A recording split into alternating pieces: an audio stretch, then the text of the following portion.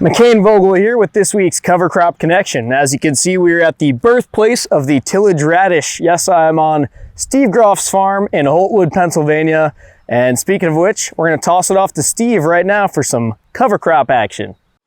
So in 1995, I was at the National No-Till Conference and heard Frankie Dijkstra from Brazil talk about how he was rolling cover crops. And I'd heard about him before, so I was really excited to meet him, that he was coming to the conference that year, and was able to talk to him. And I came home from the no-till conference, and I literally had barrels set up. I was going to weld angle irons on them, and I was going to put rods through and fill them with concrete, because that was some of the ways that I had seen some of the pictures they had done in Brazil. And I literally was starting to do that, starting to manufacture that, or starting to make it and everything.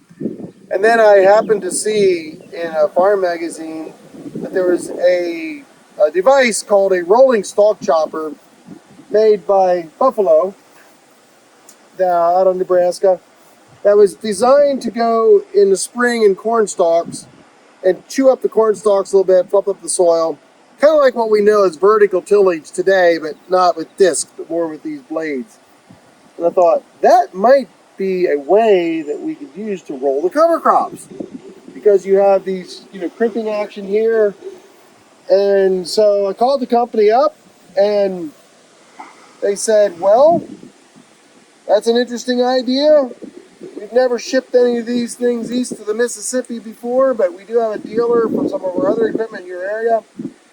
So long story short, they said, we'll ship it east, and if you like it, you can buy it. If you don't like it, ship it back.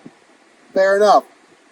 So I got it here, and when it came stock, everything was mounted directly on the bottom of these 7x7 frame. But I made 2 rounds of my cover crops, and I called them up and said, I'm going to buy it. So I was convinced immediately.